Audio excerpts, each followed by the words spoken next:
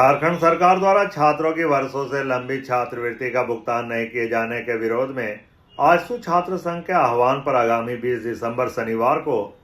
शिक्षा के लिए भिक्षा थीम पर एक विशाल पदयात्रा आयोजित की जाएगी। यह पदयात्रा रानी बांध धैया से प्रारंभ होकर उपायुक्त कार्यालय धनबाद तक जाएगी। इस संबंध में आज आयोजित प्रेस कॉन्फ्रेंस में आंदोलन की रूपरेखा साझा करते हुए छात्र नेताओं ने कहा कि यह आंदोलन केवल एक प्रदर्शन नहीं बल्कि सरकार की छात्र विरोधी नीतियों के खिलाफ मजबूरी में उठाया गया कदम है। झारखंड सरकार ने छात्रवृत्ति जैसे मूल अधिकार को भीख बना दिया है, जिसके कारण हजारों छात्र शिक्षा छोड़ने को मजबूर हैं। आपको ये जानकर हैरानी होगी कि पूरे कल्याण विभाग में मात्र 1900 रुपये पूरे झारखंड में है। ये हास्य का विषय है हम लोग के लिए।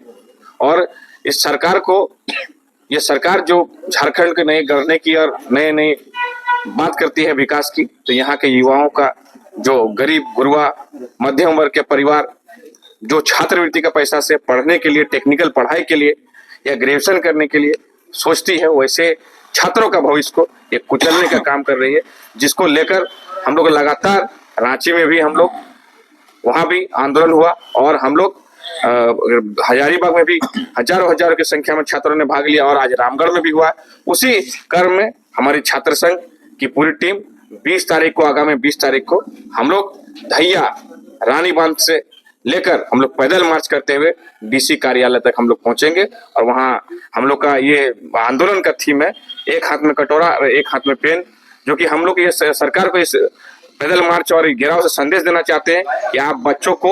भीख मांगने पे मजबूर ना कर दें। बच्चों का अधिकार है छात्रवृत्ति, उसको दे और बच्चों का भविष्य बनाए। प्रेस कॉन्फ्रेंस में बताया गया, पदयात्रा के दौरान छात्र कटोरा लेकर, हाथों में तख्तियां लेकर अपने ही अधिकार की भीख मांगते नजर आएंगे।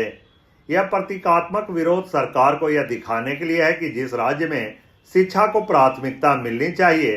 वहां छात्र सड़क पर उतरने को मजबूर हैं।